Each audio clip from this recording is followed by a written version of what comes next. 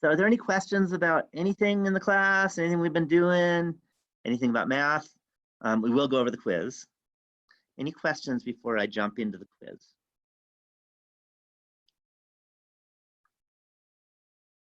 Okay, if there's no questions, let's talk about the quiz. And hopefully it wasn't too bad.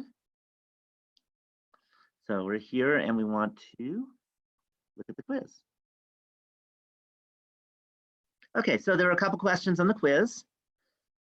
The first thing is, let f of xy be 3 plus x squared minus y over x. Find, how do we read this? Who could tell me how you read this thing? That's a big part of this quiz, is just be able to understand what it's asking.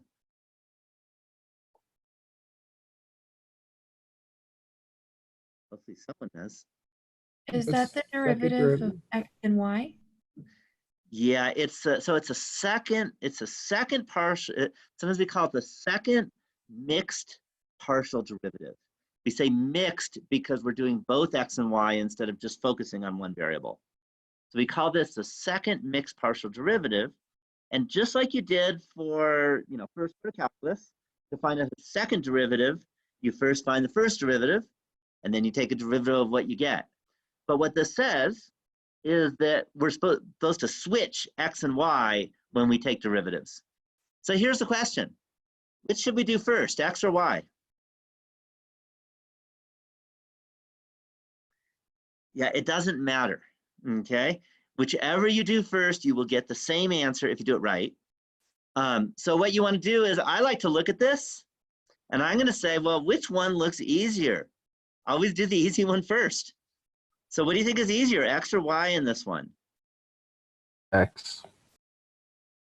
Okay, I like Ralph's answer, y. Notice that if you take a derivative with respect to y, the first two terms just go away. Does that make sense? And there's only one term to deal with. Whereas if we do x, you got two terms. Okay, so let's take a derivative with respect to y. Is that clear? Again, it's not wrong to take a derivative with respect to x first, it's just harder. So I'm going to just write down.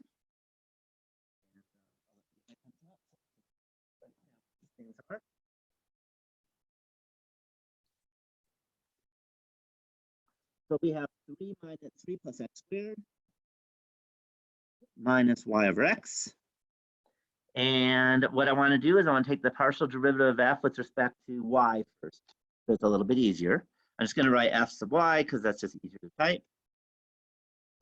And the idea is the 3 and the x squared just go to 0 because x is a constant. So we really just have negative y over x. Remember, x is a constant. This is just negative 1 over x, which is a constant, times y. The derivative of a constant times y is a constant. We just get negative 1 over x.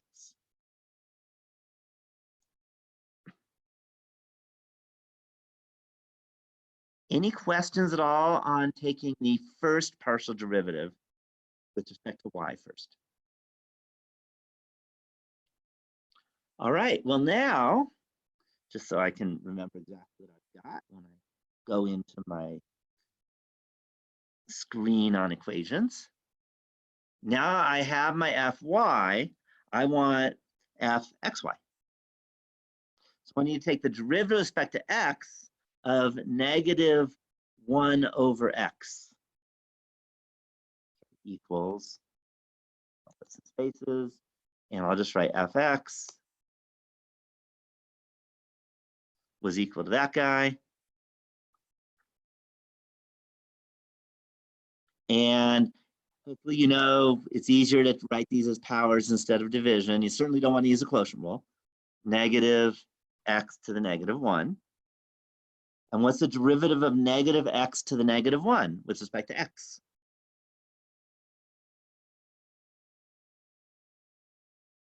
Yeah, 1 over x squared, or how about x to the negative 2? Because it kind of looks better that way. It looks like it came from something.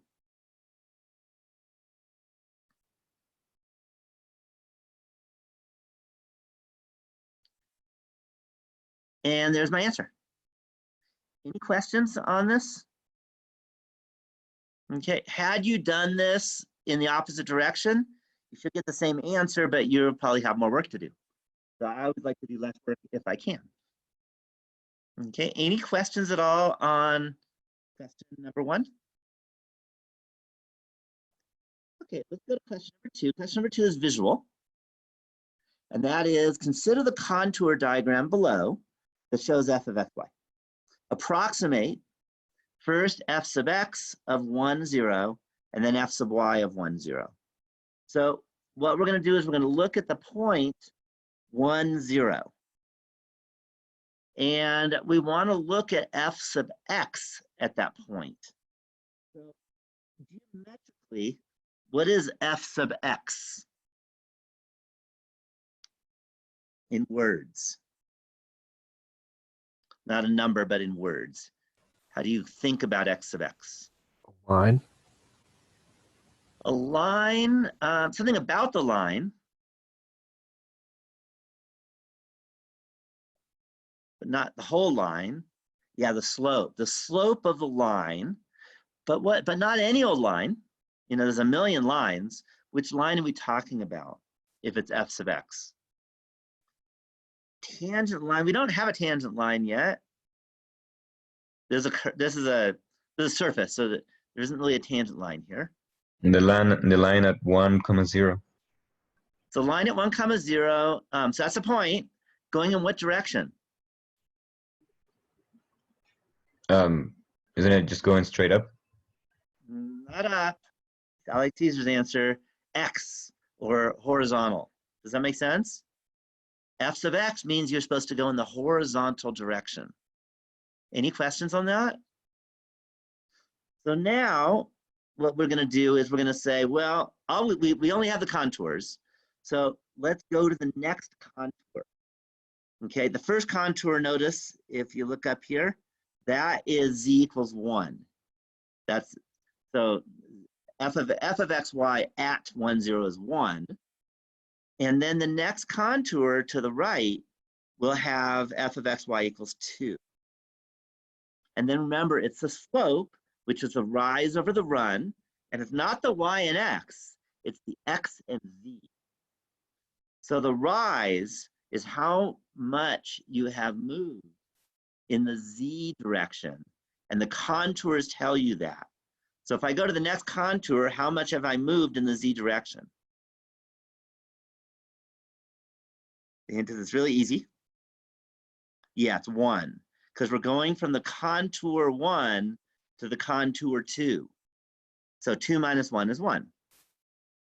So that's the rise is going to be 1, 2 minus 1.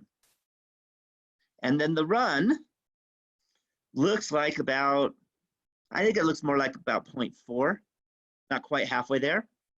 Do y'all agree? So it's going to be 1 over 0.4. Any questions on that? Okay, so let's write that out. Again, this is all visual, so it's not really work to show, but there's explanation to do. So let's go. F sub x of 1, 0 is about equal to,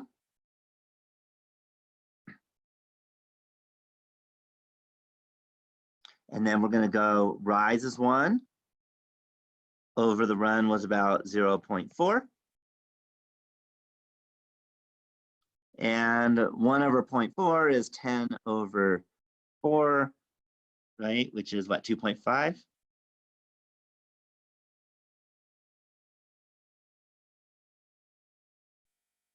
And that's going to be f sub x.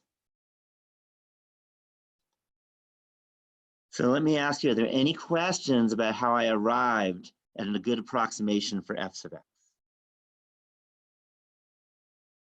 Okay, f sub y turns out to be much easier. Why is f sub y much easier at the point 1, 0?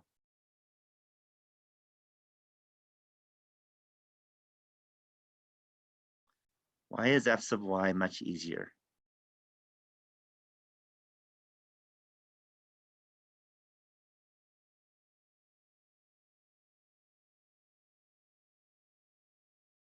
I have a question. Yeah. So if we're just looking at the slope of that line at that point, Mhm. it When you say looks like that in the line, x which line are you direction, talking? Okay, first thing, which line are you talking about? the line at 0,1 or 1,0. Well, that's a point. So which line from that point are you talking Yeah, about? but I'm saying the line where like right where your mouse is, that Uh-huh. line. Uh-huh. Uh, I don't see a line though. Do you mean the x-axis? I mean the contour.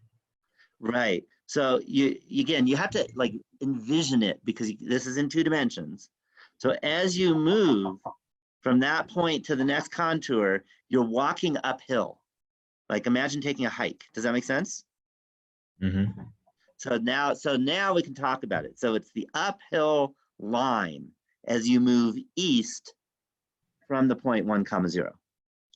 Now So looking at the uphill line, then I see that there's no slope on the x direction, and it's just basically at that oops, I can't speak.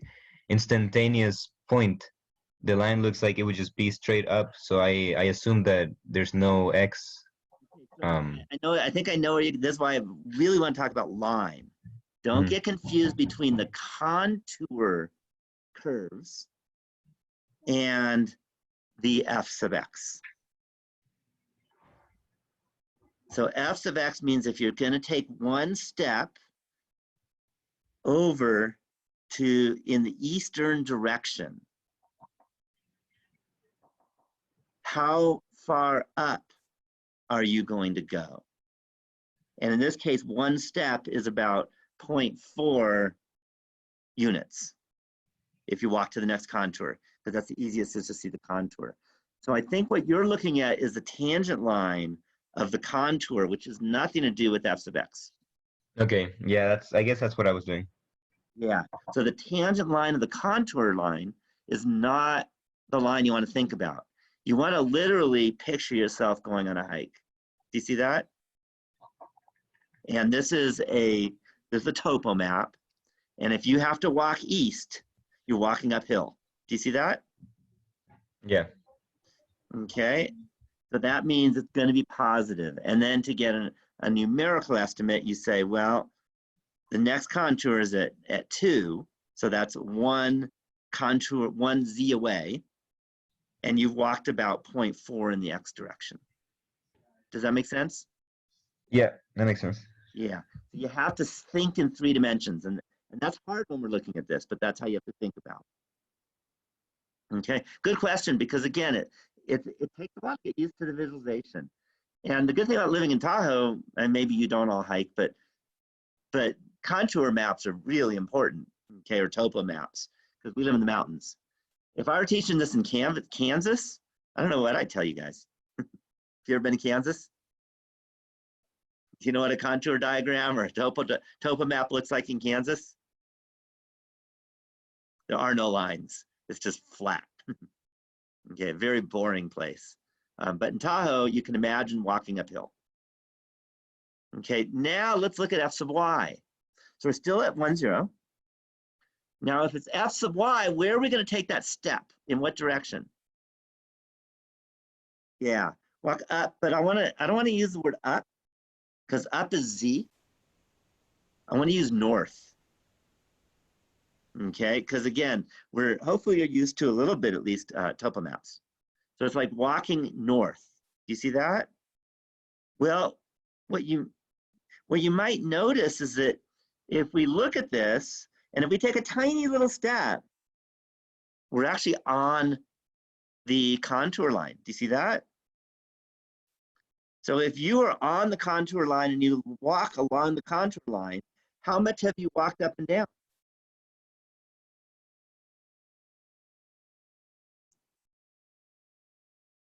Right? If you're hiking and you're at this point 1, 0, and you walk due north, okay, or you just walk for a ½ inch due north,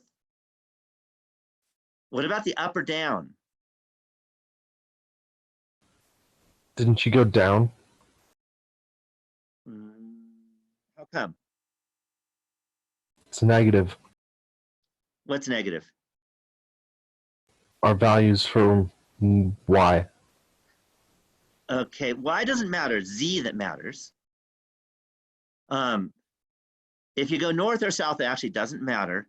The key is you're actually on the tangent line of the contour map. You're walking along the contour, you're walking along the level curve. So you're walking level. Do you see that? If you zoomed in a lot, you would be on the level curve. And if you walk on the level curve, you're not walking up and you're not walking down. You following that? So what is f sub y at that point?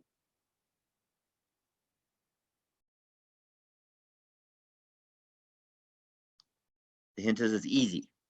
0. Yeah, it's just 0. It's 0 because we're on the contour line in the direction of the contour line. Do you see that? So f sub y is just 0. Again, there's not a lot of work to show. There's no work on this one because you just look at it, but you have to know what you're looking for. So f sub y at 1, 0 equals 0.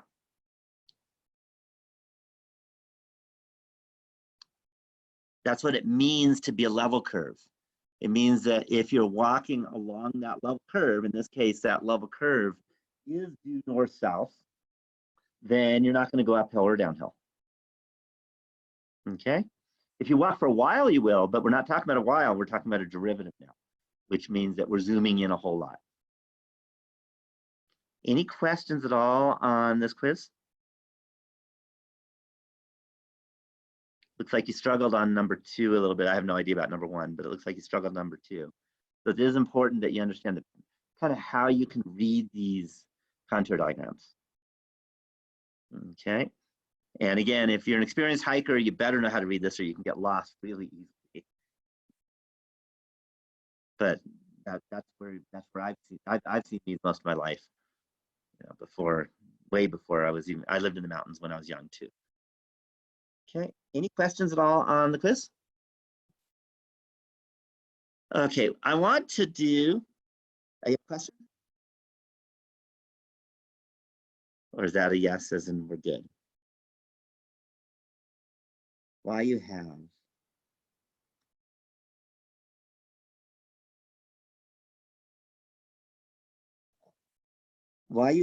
the 0.10 instead of 0.1? Oh, did I type it in wrong? Let me read. It's 10. Yeah, that's just from the question. Question says f sub x of 10 and f sub y of 10. So that's just given. So that totally makes sense? Yeah, nothing tricky there. It just shows 10. Okay. Maybe you were getting confused that like x was supposed to be x is 1 and y was supposed to be y is 1, but none of it. The point is given, the 10. And the sub x and the sub y tell you the direction. But the point is where you start, where you put your foot down and then take a step in some direction, but the first foot is where that point is. Okay, so now what I want to do is I want to do a review. I think it's really important because it's been a while since you probably thought about this stuff.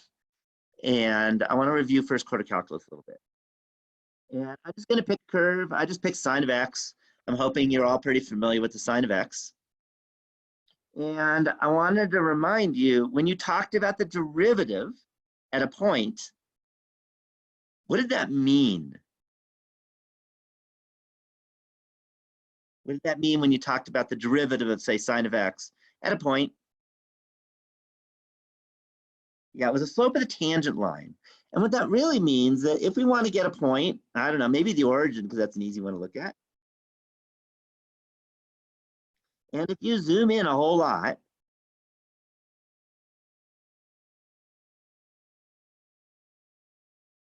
that's probably enough. What do you see? What is this curve? A line. It's a line. Okay, now is it truly a line? No, but we can pretend it is. Yeah, you could definitely trick anybody into thinking it's a line. If I did not show you the equation and I showed you this and I said, what is the shape of this curve? I think all of you would say line. Do you all agree? Okay, I hope so.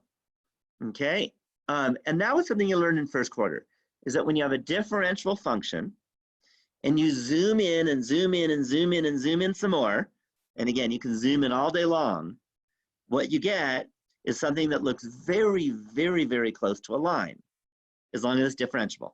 And most functions are differentiable. I mean, you can come up with cases that aren't, but most of the everyday things you work with are differentiable. Is that clear?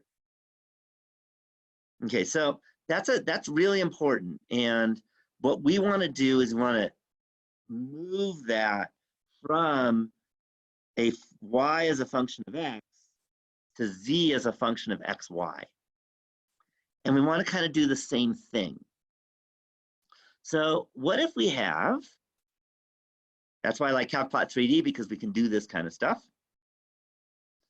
If we have some funky little surface like this, and we do the same thing. Okay, what if we decide to grab this and zoom in? What do you think you're going to get if you zoom in a whole lot?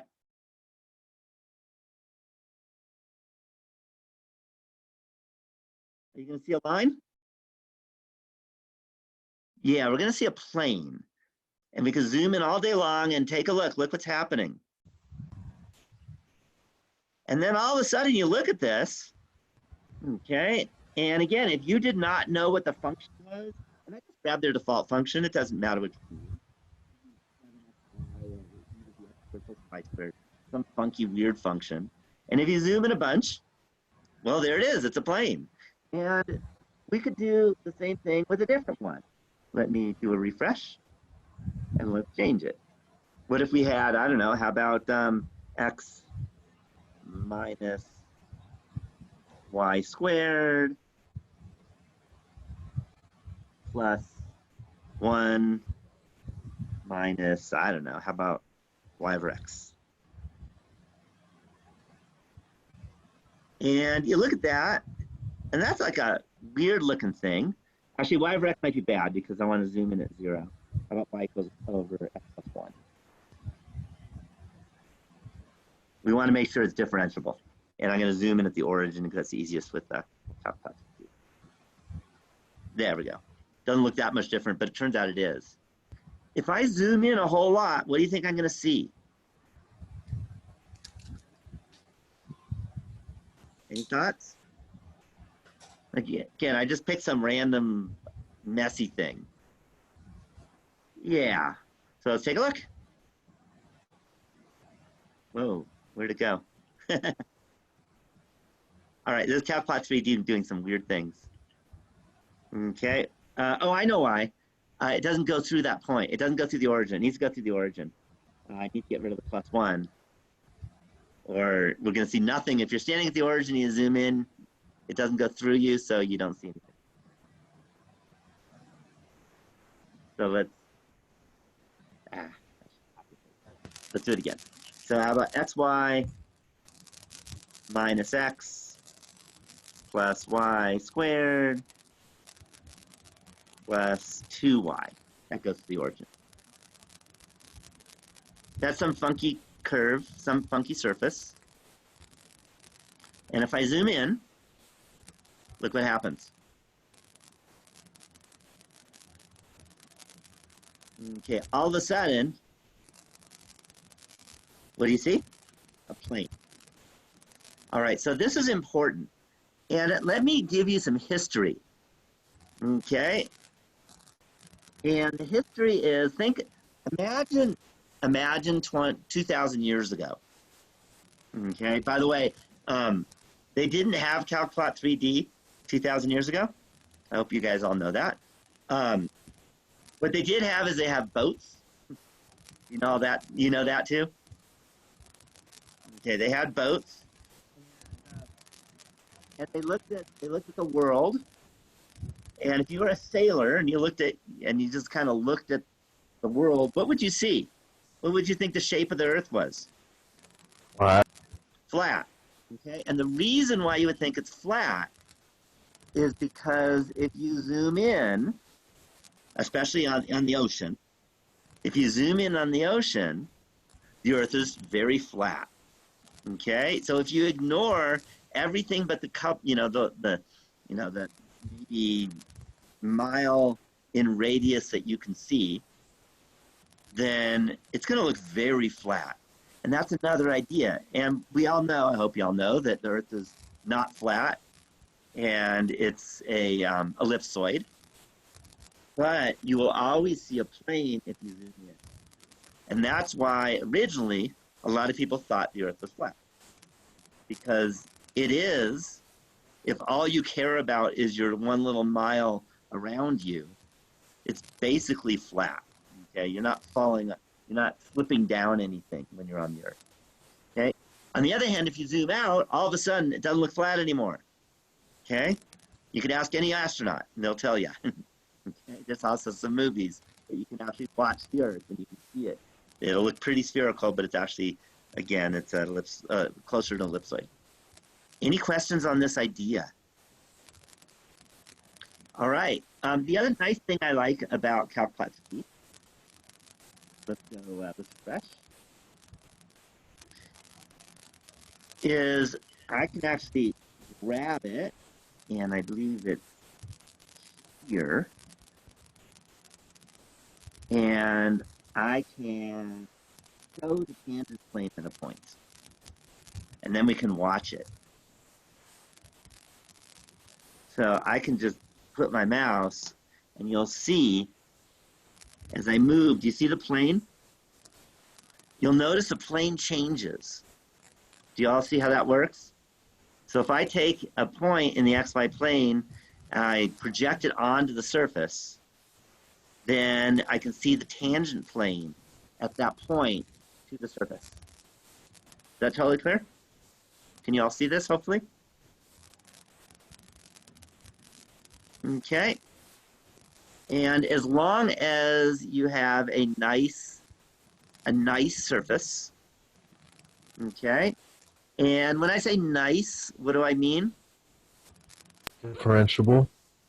Yeah, it means that you can take derivatives, you can do all the things you're used to doing in calculus, okay? We'll actually have a formal definition in a bit, but I wanted to just right now just call it nice because that's a lot easier to say. You'll get a surface. You'll get a plane, tangent plane to that surface. Okay, so now what we need to do is we just say, all right, well, we know that there's a plane at any point. And we have already talked about planes in another section. And we talked about how to get the equation of a plane. What do you need to get the equation of a plane? I know it's been a week, but maybe you remember. To find the equation of this plane, what pieces of information will you need? We could do points, but actually you use the points to get some other information. The hint is one point and then something else. Remember?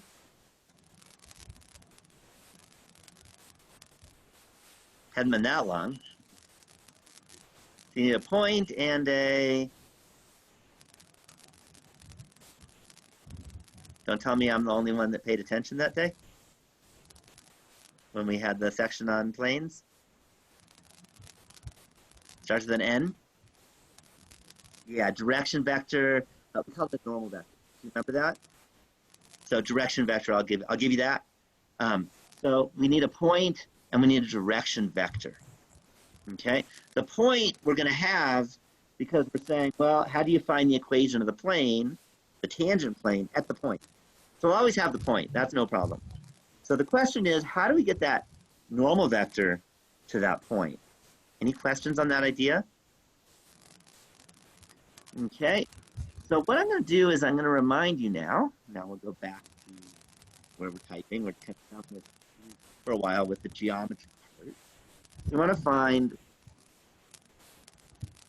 the equation of the plane, the tangent plane, through the point, and then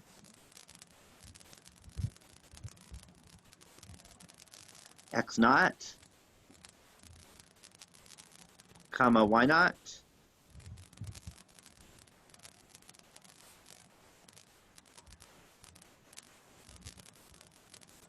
comma z naught. Okay.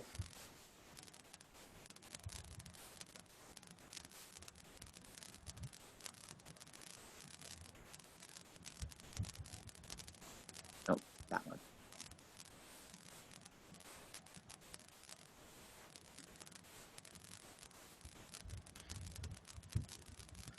Okay, or another way of stating that, which is what you're going to see in the book, is the same thing. Find the equation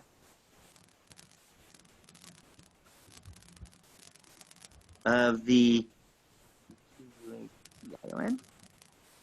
tangent line, tangent plane, sorry, to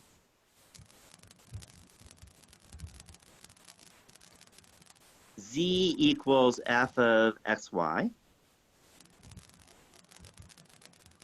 at the point. And the idea is, if it's z equals f of xy, we often just think, well, it's the point xy because that's what you're plugging in, or x naught, y naught. Okay. I wanted to tell you something that something I've never liked about the way the authors do things.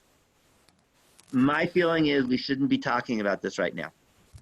Much better way of doing it, but we need a whole nother section before we get there. And unfortunately, they always put this before the section we need. So all I'm going to tell you is this is not the best way of doing things, but I can't do it the best way. It's not just this book, the last book I used, the one before that, every book uses it, does it differently, does it the way I don't like. So we're going to just look at x naught, y naught. I like looking at x naught, y naught, z naught, and finding out the tangent plane, but we'll do that another day. Any questions so far? Okay, so the first thing is we know that you're going to have the following because we've done this before.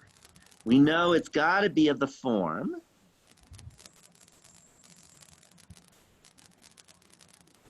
a times x minus x naught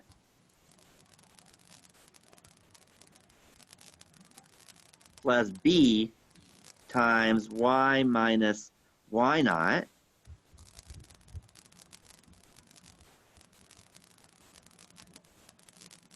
plus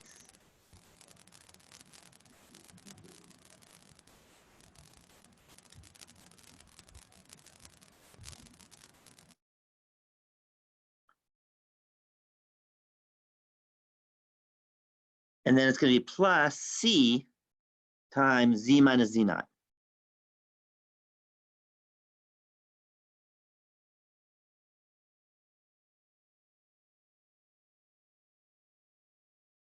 So this from before, what's that equal to?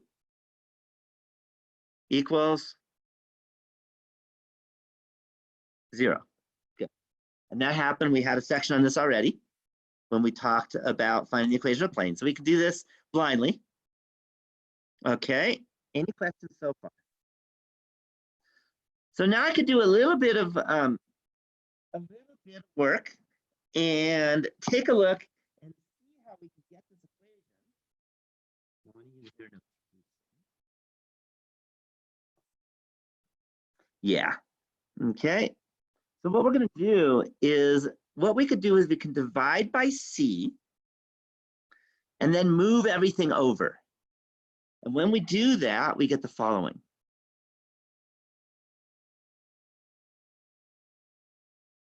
So if we divide by c and move everything except the z over, you get z equals. And what we'll have is, we'll get a z naught, which is f of x naught, y naught.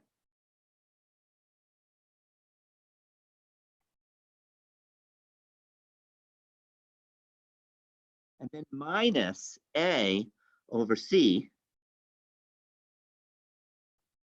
times x minus x naught.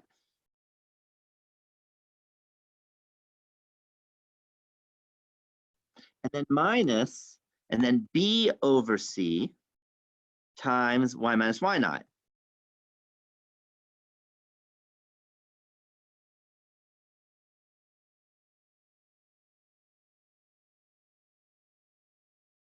Any questions on the basic algebra? Any questions on that? All right, so now let's think about this. What is A over C? Well, A over C is actually how much you're moving. It's a ratio. And it's an x directional ratio, but we divide it by C, and that's a z direction. So it turns out that A over C is the partial derivative of f with respect to x, because we're saying how are x and y and z related. B over C is the partial derivative of f with respect to y, because that says how much are y and z related. So now what I can do is I can replace, and this is going to be the big formula. And I can write A over C is now going to be f sub x. Okay. And by the way, that's f sub x of x naught, y naught.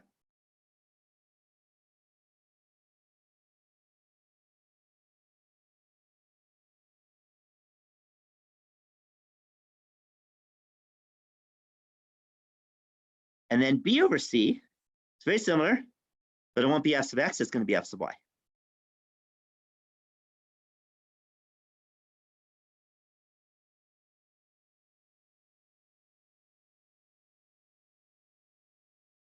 Any questions at all on the formula? And what I'm going to do is I'm going to make that big because it's important.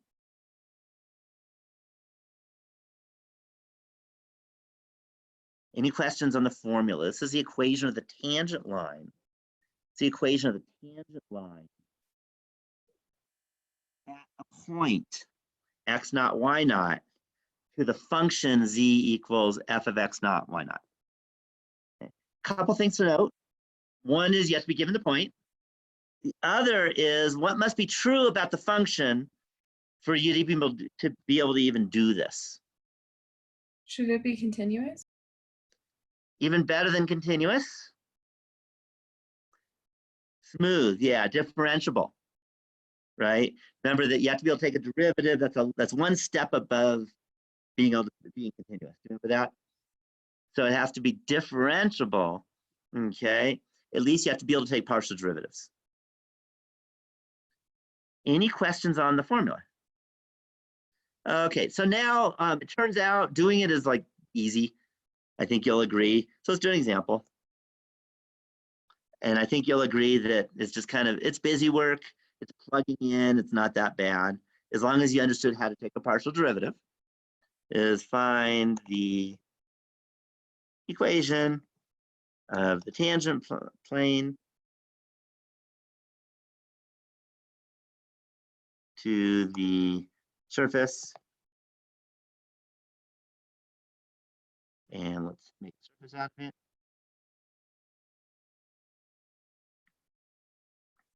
F of x comma y equal x squared minus xy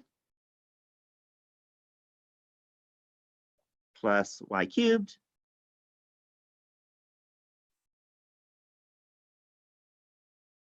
at the point,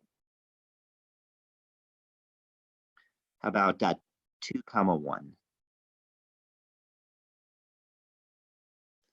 Okay, so we have to do a few things. There's really 3 different computations you have to do. The first 2 you can do in either order. The last one you have to wait till you've done the first 2. So again, you look at the equation. Actually, I guess there's 4 different computations. And it has an f of x naught, y naught. It has an fx of x naught, y naught. And it has an fy of x naught, y naught. So this is going to be the 3 first computations we have to do. So let's look at f.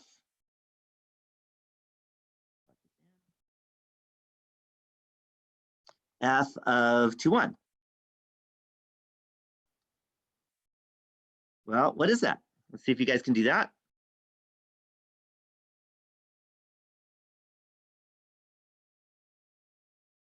What's f of 2, 1? Yeah, and 3. Good. 4 minus 2 plus 1, better known as 3. Any questions on that? Okay. Next, we need to get the partial derivative and then plug in 2, 1.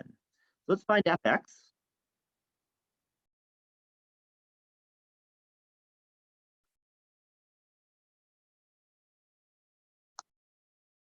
And fx, just in general without plugging in. Hopefully you can all do that. What's fx? What's the partial derivative of f with respect to x? Yeah, 2x minus y. So f sub x, partial derivative of f with respect to x, of 2, 1 is equal to?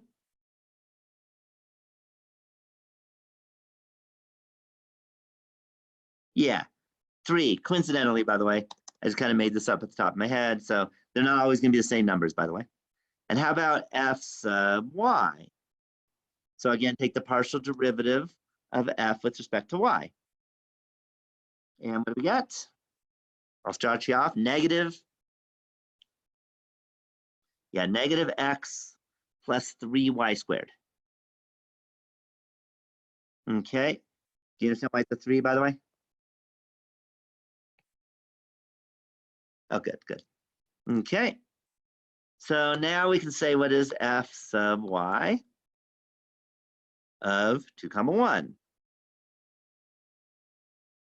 And what do you get?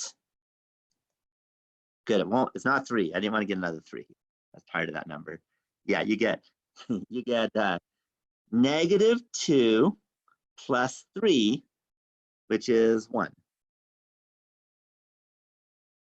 Any questions so far? All right. Well, now we just do it. So now we look at our big fat formula. Okay, and what we get is z equal, I'm just reading out the formula, f of x naught y naught, that was 3, minus f sub x of x naught y naught, that was 3, times x minus x naught, what's x naught?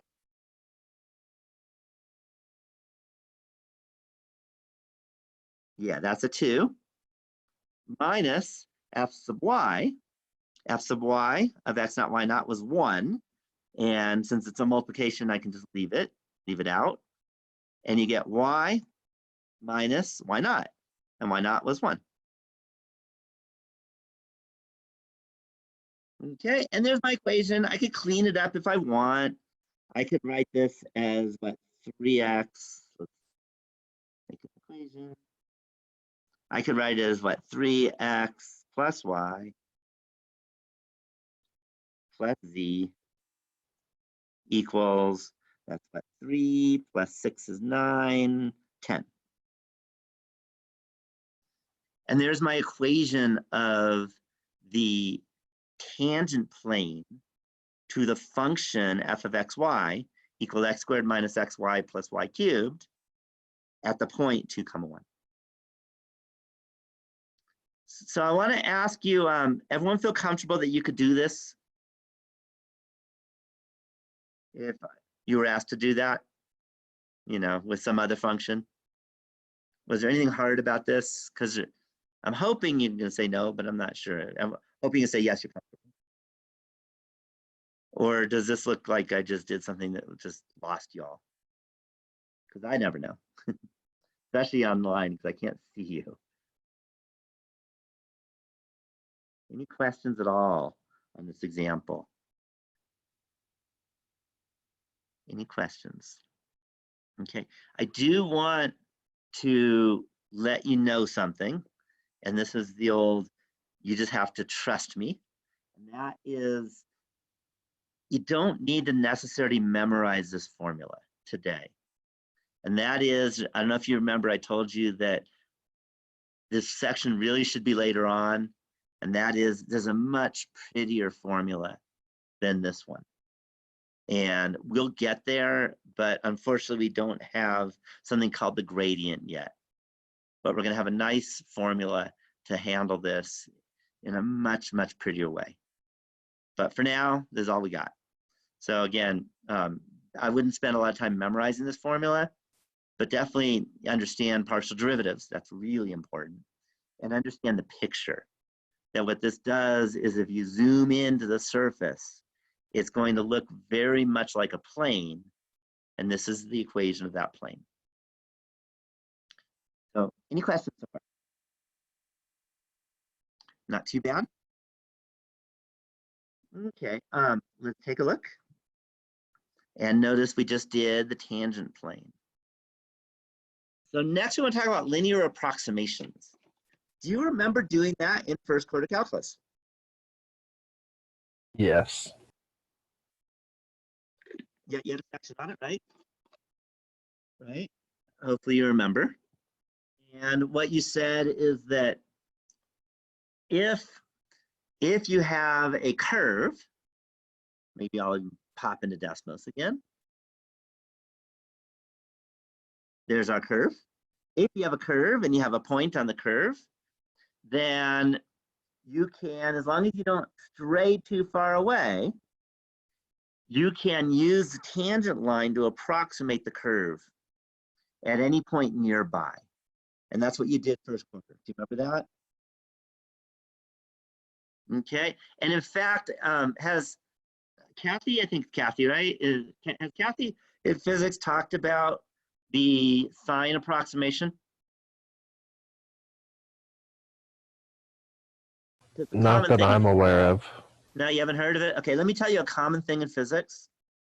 What I don't know is what she does, but I do watch a lot of MIT lectures and they all do it. Maybe that's because it's MIT. Who knows? And that is that the sine of x is just x as long as you're not far from 0. And that is the linear approximation of the function f of x equals sine of x. It's approximately equal to x. And that was a tangent line approximation to that curve y equals sine of x.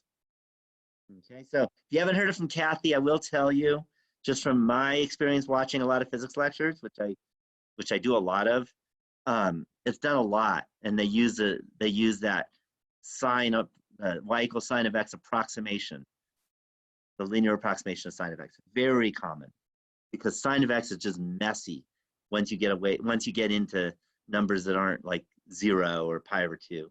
So you just want to, if you have just y equals x, that's so much easier. Do y'all agree? And as long as you zoom in enough, good enough. Okay, well, we want to do the same thing, but we want to do it not for curves, we want to do it for surfaces. We're going to zoom in and we're going to say, well, the plane is a good enough approximation to the surface as long as you don't stray too far from the point. Any questions on that idea?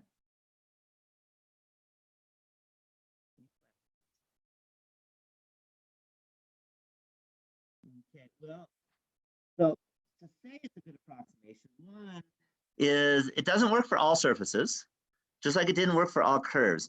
When did that linear approximation idea go bad with curves, even if you stay close to the point? When it became vertical? Yeah, either vertical or just when the derivative is not defined. When it's not differentiable, right? So vertical, or how about y equals absolute value of x at 0? Good luck trying to use the linear approximation. It doesn't work. And we can say the same thing with tangent planes, is that they usually work, but there are times when they don't. So what I'm going to do is I'm going to kind of say it and then give you the big theorem so you don't have to do like the really messy stuff. And that is, we're going to say that the function is differentiable basically if the plane is a good approximation. And what that means is that if you are on a point of the plane that is not far from this point,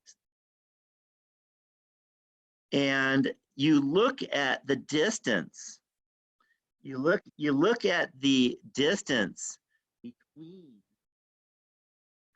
the point and the point that you started at and the point you're on now on the plane versus the point that you would start at and the point you would be on the surface with that X and Y, then those should be close to each other. Does that make sense?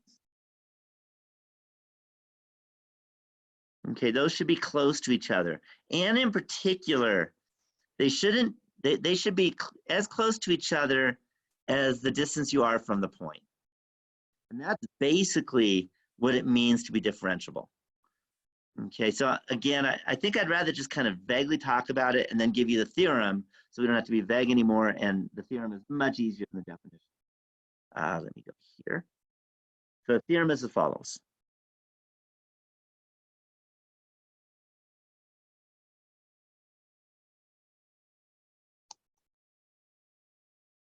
A function f of xy is differentiable if, or I guess I should say at a point x naught, y naught,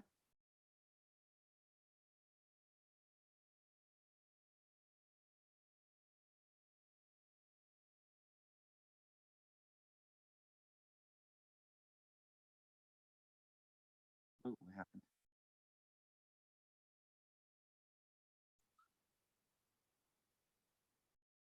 That's better. If the partial derivatives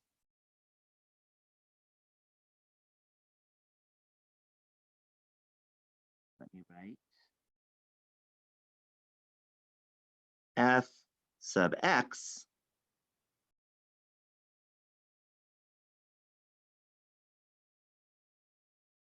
and f sub y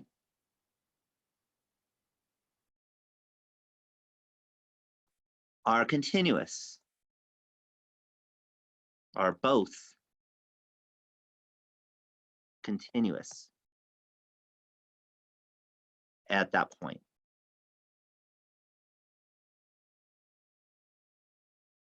Okay, and we've talked about continuity, so you understand that. Usually you look at the function and you say, yeah, that works. So like the one we just did, why can't you just look at f of xy equals x squared minus xy plus y cubed and say, good, it must be differentiable?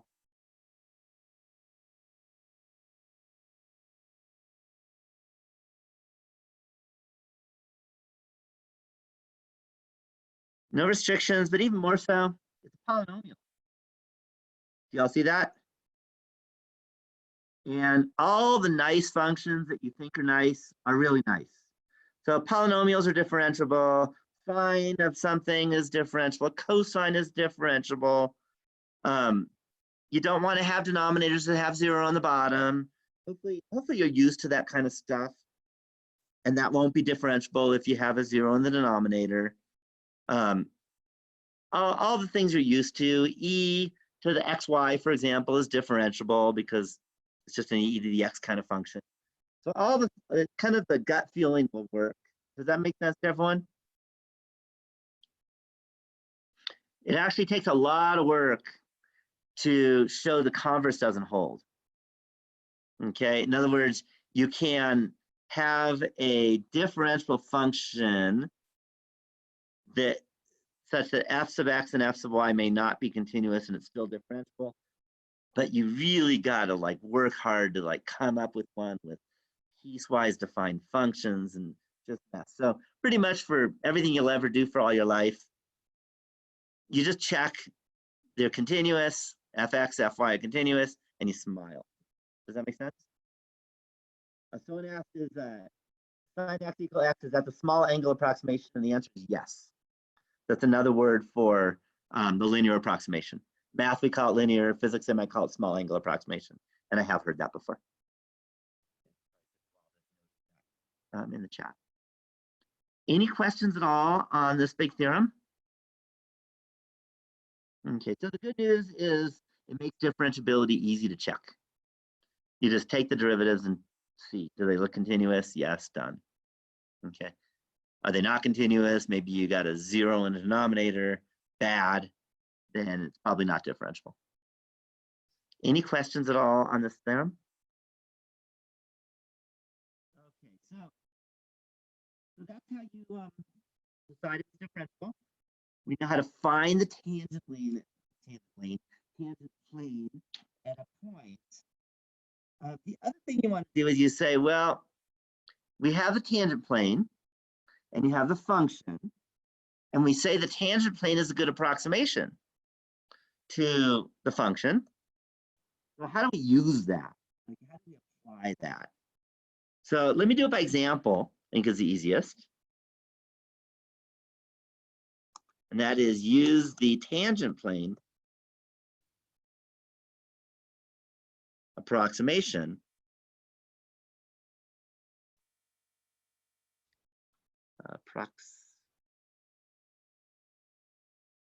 only one P? No. Approximation to approximate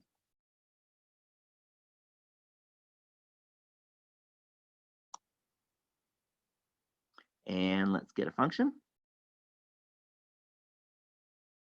F of x comma y equals, how about 2xy minus x squared plus x minus y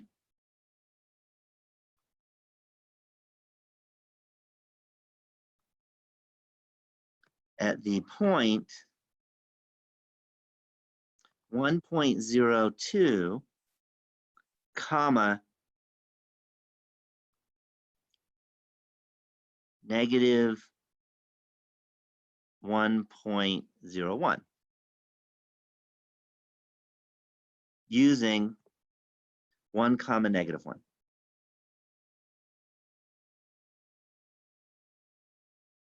So what we're doing is we're saying 1.02 and negative 1.01, that's messy. So it's a whole lot easier to just plug in 1 comma negative 1, because those are nicer numbers, and then use the tangent plane approximation.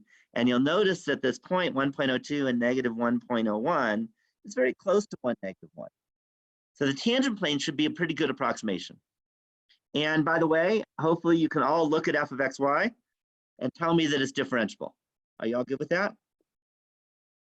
Can you just visualize it and say, yeah, that's differentiable?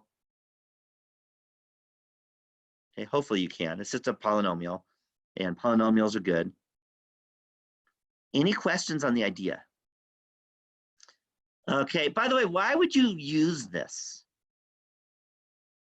It's kind of important. Why would you use something like this? And especially in computer programming, because that's who uses it. And by the way, engineers have to program computers to make this kind of stuff happen.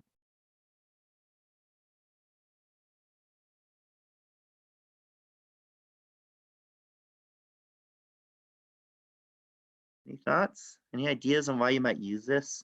Like what's the purpose of doing something like this? Not seeing y'all jump in.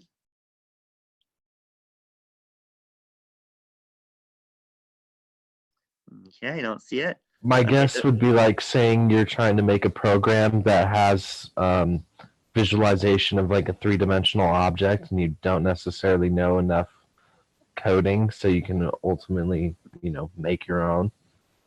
That could be it. I'm assuming you do know coding, though. I'm assuming you're a computer programmer. Yeah, it's actually not usually used for visualization as much. what it is it's faster, and there's an accuracy issue in computers in squaring numbers or multiplying numbers when the numbers are messy, when the numbers are slightly off from a good number. Is that it turns out there's round off error that happens when you're doing this, and it could go wrong. So one is efficiency, is it's much faster to do the approximation, and the other is round off issues. And I'm not going to get into the details of the round off issues, but you can trust me that these can matter. And so this is often better and faster. Okay, it doesn't give you the exact value, but it's going to be really close, and that's all we care about. And that's all, you know, most people care about, is a couple decimal places is good enough. Okay, so let's do this. So the idea here is we are going to do the approximation. And I want to let you know, I'm going to take our formula, and I'm going to do something very simple to it. I'm going to copy and paste it so I can play around a bit.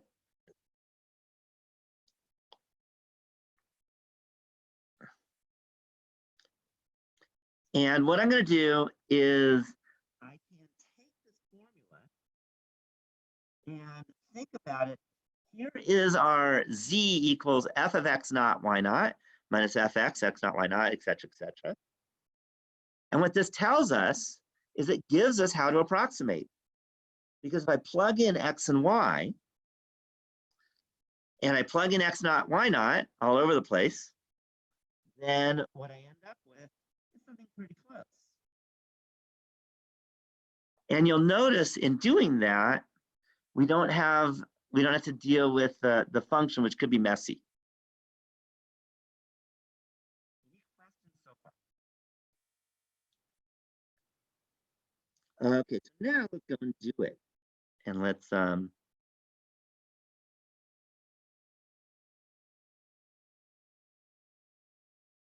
to make sure it's on its own page.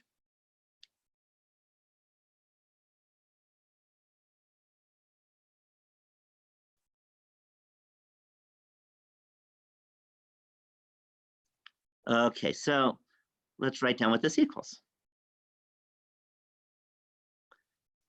All right, so what we have is, what is f of x naught, y naught? You probably could just look at that. Remember, x naught is 1, y naught is -1, and there's your f. So plug in, what do you get? See if you can do that in your head. You might be able to.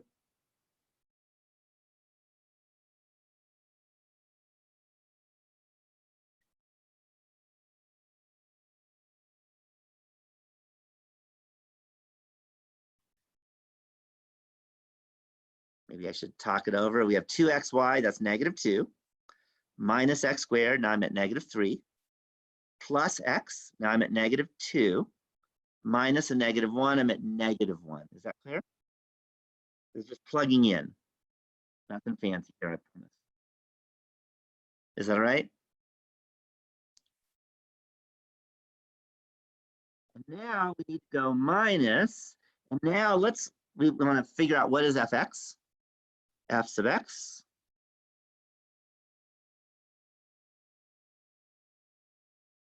So partial derivative of x, f with respect to x is equal to, that's going to be 2y minus 2x plus 1.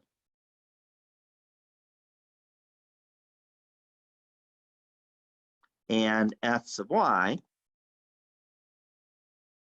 is equal to 2x minus 1.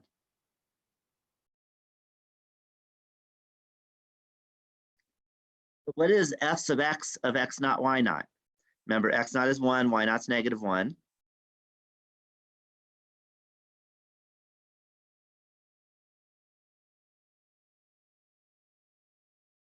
And as I did need the parenthesis. -3. Yeah, -3.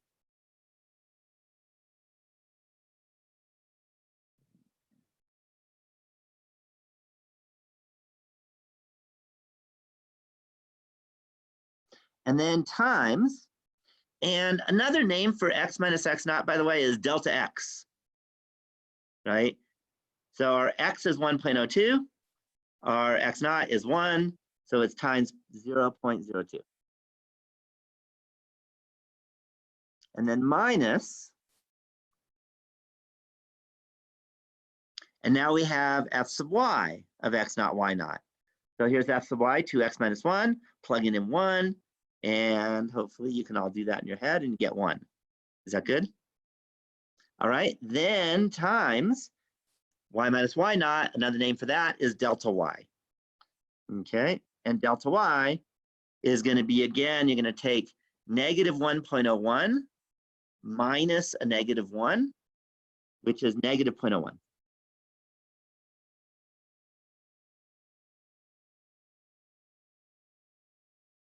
And this isn't too bad. So notice we get negative 1 minus a minus 0.06 minus a minus 0.01. That's negative 1 plus 0.07, which is negative 0, oops, in the equation, negative 0.93. Any questions on that? Okay, and that wasn't that hard. We were able to do the whole thing, and at least I was, to do it in my head. I had to write a few things down, but the point is the arithmetic was no big deal. Do you agree? Whereas if I needed to find even x squared is a pain in the butt. Do y'all agree? Okay, so even with this one, I wouldn't want to have to find x squared if I didn't have to. So it's actually more efficient. This is faster. And on a computer, I know it doesn't sound like a computer would take much time anyway, but remember that in the real world, what's the issue? Why is speed important when we're doing just something like this? What's going on in the real world?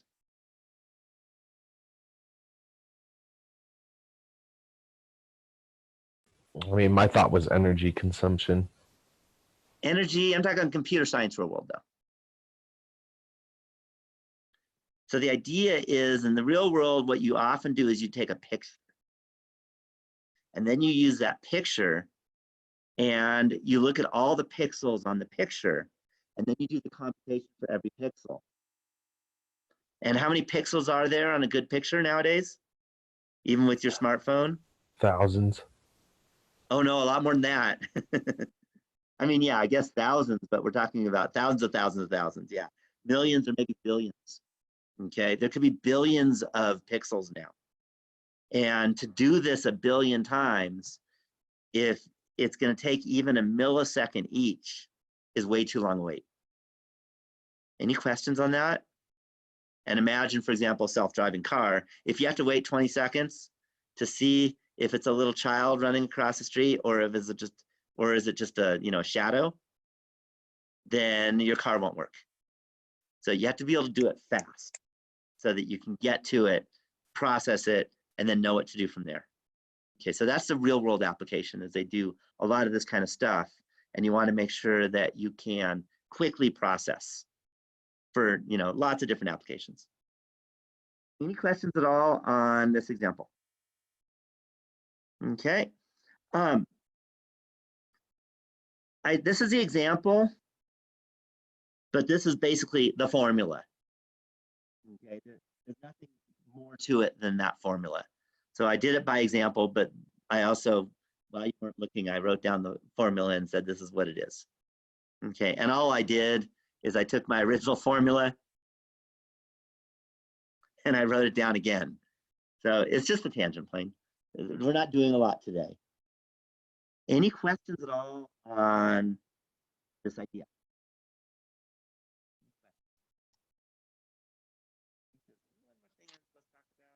Differential. And they talk about it. I want to use their notation.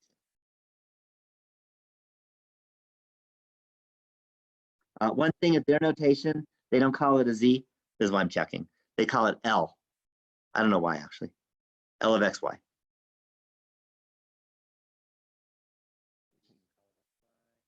L of x comma y. Okay. And that's what they call it. And I know you probably can't see it that well. A little bit longer. Oh, we can't see it. So I'm just gonna call it Z so that we can see it. Okay, any questions on that so far? Not too bad. So we now know what it means to be differentiable. We know how to use a tangent plane. Just something to note. There's not much to say about this, but we can take this part of it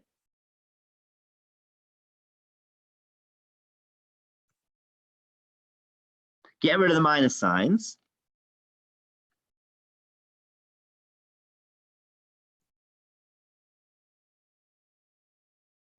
And we say this is called the total differential of the function f. Let's write that, make it prettier. F of x comma y at the point x naught y naught.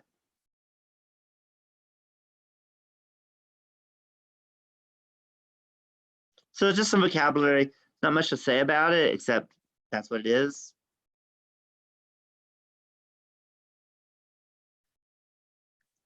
Okay. I know we don't quite have it yet, but I think I can get away with it because you can look at this. Do you see a dot product happening?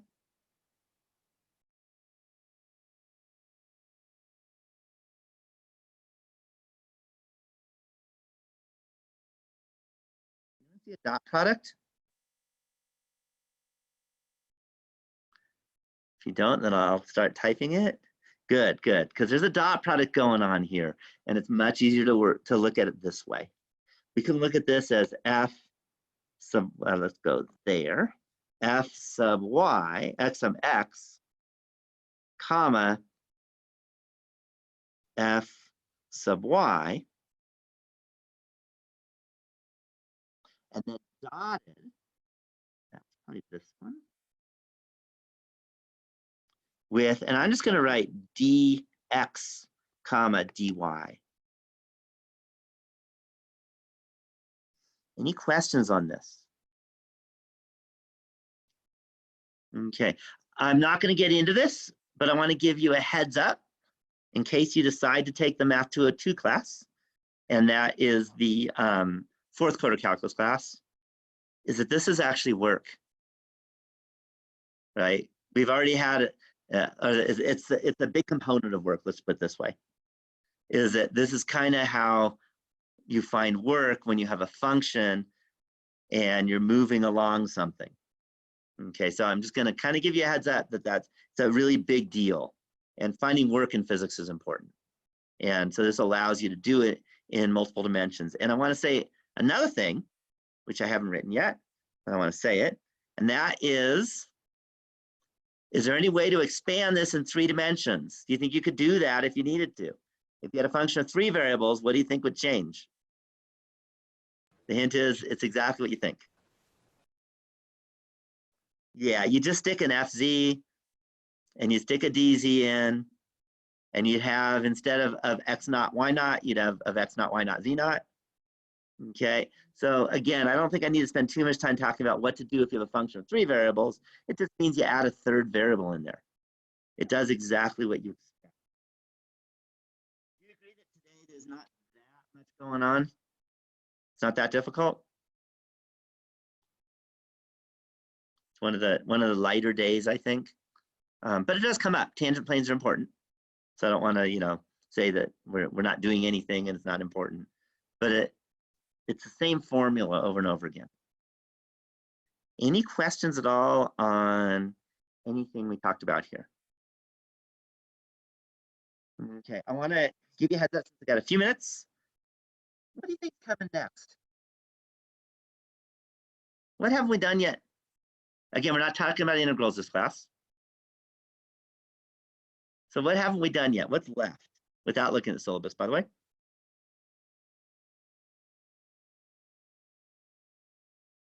So think about first quarter calculus. Okay, yeah, rules. Okay, well, it turns out product and quotient, there's nothing to say, it just is, and you do exactly the same thing. But what's the most important rule? At least I think so. In of derivatives. Yeah, the chain rule. So the chain rule, first thing, there is no chain rule. There's chain rules. And we're going to talk about that next time. We'll talk about how do you talk about the chain rules? What are the different chain rules? And that gets quite interesting and a little complex. You got to keep track of lots of variables, and it's a little more, it's more, definitely more complex than what we've done. It's going to use dot products and all kinds of fun stuff. And that's a biggie. And then what's the other thing that we haven't done much of anything other than I've kind of mentioned it a few times, but I haven't done anything real.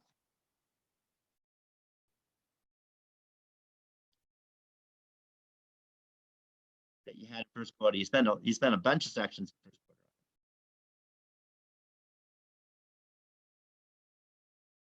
You remember?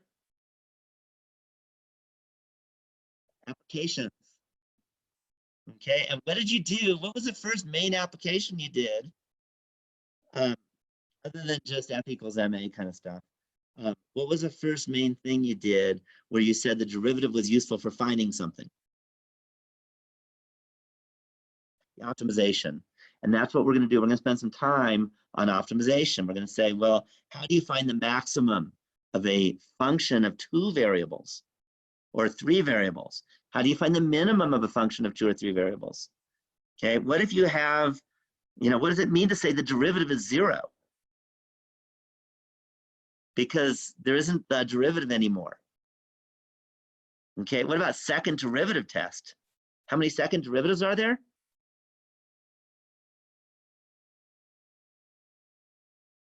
Yeah, we got 4 of them. So what does it even mean to talk about the second derivative test? Okay, but we are going to have that. So we're going to have all that kind of stuff, and we're going to be able to do optimization in more than 1 variable. We'll be able to do 2 and 3 or 4, however many variables you want. The more variables, the messier the algebra. I will tell you that. More writing, of course, but the algebra can get quite messy. You're going to be solving equations with several variables and all kinds of messy stuff. But that's what's coming up. I figured I should mention that. So I think I'll call it. We're a couple minutes early, but again, it's a lighter day. So I'm going to stop my share and stop the recording.